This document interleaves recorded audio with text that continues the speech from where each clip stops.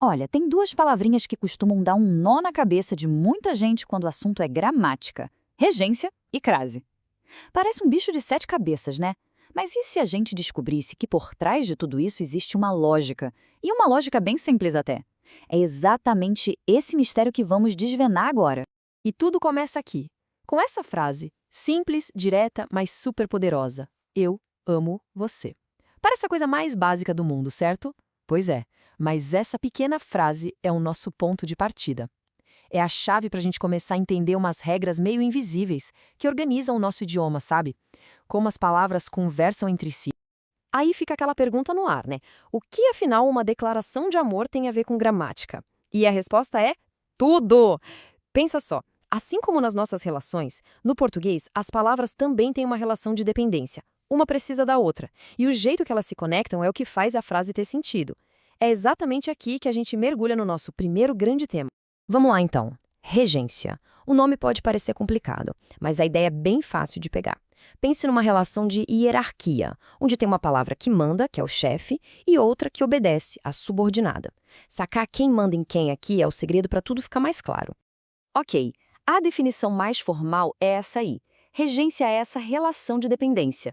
Uma palavra, o tal do termo regente, vai pedir, vai exigir um complemento. Voltando lá para o eu amo você. O verbo amar é o chefe da história. Quem ama, ama algo ou alguém. Ele precisa de um complemento. Só que nesse caso a ligação é direta. Mas nem sempre a vida é tão simples assim. E olha só como isso funciona na prática, que é o que interessa. Pega a palavra amor. Ela pode exigir diferentes preposições. A gente pode ter amor a alguém ou amor por alguma coisa. Mesma coisa com o responsável. Quem é responsável por algo perante alguém. É o termo regente que dá as cartas, ele que escolhe a preposição certa. E essa história toda de preposição, bom, ela é o caminho perfeito para a gente chegar no nosso segundo personagem de hoje, a crase. Ai, a crase. Muita gente olha para aquele acentinho virado para trás, o acento grave, e já gela. Mas calma, vamos tirar essa fama de vilã da crase. Ela não é um monstro, na verdade, é um fenômeno bem lógico da nossa língua. Para começar, a origem da palavra já entrega o segredo todo. Crase vem lá do grego de crasis, e sabe o que significa? Mistura, fusão. É só isso. É literalmente o que acontece. A crase é o resultado da união de duas vogais A que se trombam no meio da frase. E aqui está a fórmula mágica da coisa. De um lado, a gente tem o A preposição, aquele que o termo regente pediu, lembra? Do outro lado, a gente tem o A artigo, que vem antes de uma palavra feminina. Quando esses dois se encontram, pá, eles se fundem, viram um som só. E para a gente saber que essa fusão aconteceu, a gente coloca o acento grave. E pronto, nasceu o A. Tá, legal. A teoria faz sentido. Mas e na hora de escrever, na correria? Como saber se vai crase ou não sem ter que decorar uma lista infinita de regras? Bom, agora vem a melhor parte, a parte prática. Tem um truque, uma dica de ouro, que resolve a grande maioria das dúvidas. Vamos ver o passo a passo que não tem erro. Pensa na dúvida. Vou à feira. Tem crase aí ou não? O truque é o seguinte. Pegue a palavra feminina, no caso feira, e troque por uma masculina que faça sentido. Tipo, mercado. Como ficou a frase? Vou ao mercado. Olha o ao aparecendo aí? Esse é o sinal. Se quando a gente troca para o masculino aparece ao, pode apostar, na frase original tem crase. Então o certo é vou à feira. É um teste que salva quase infalível. E por que essa preocupação toda? Ah, mas é só um acento. Não, não é. A crase pode mudar o sentido de tudo. Dá uma olhada nesses exemplos. Se a gente escreve chegou à noite, sem crase, o que chegou foi o período do dia. A noite chegou. Agora, se a gente coloca a crase chegou à noite, a história muda. Significa que alguém chegou e essa pessoa chegou durante a noite. Viu a diferença? A crase deixa a comunicação clara. Beleza, já entendemos a lógica, já temos o truque na manga. Então, para fechar essa parte, vamos passar por um guia bem rapidinho, um pode e não pode da crase.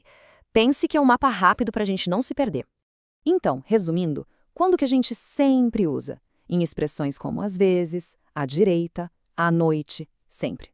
Para indicar as horas, o encontro é às 15 horas, crase na certa. E em expressões como bife à parmegiana, que indicam a moda de. E o que a gente nunca faz? Usar crase antes de verbo.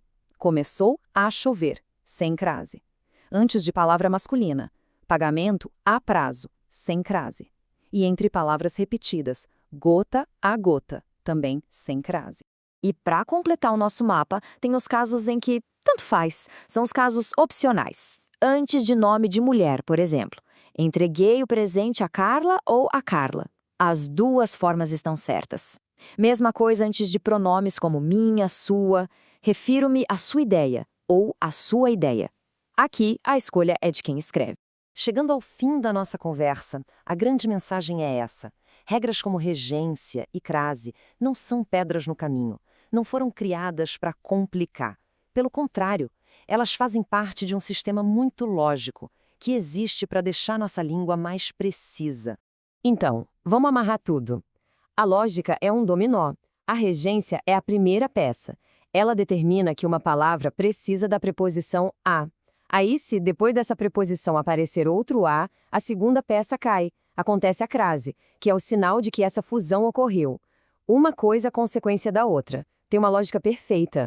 E a gente fecha com essa reflexão. Quando paramos de só tentar decorar regras e começamos a entender o porquê das coisas, a lógica por trás de tudo, a língua portuguesa se revela.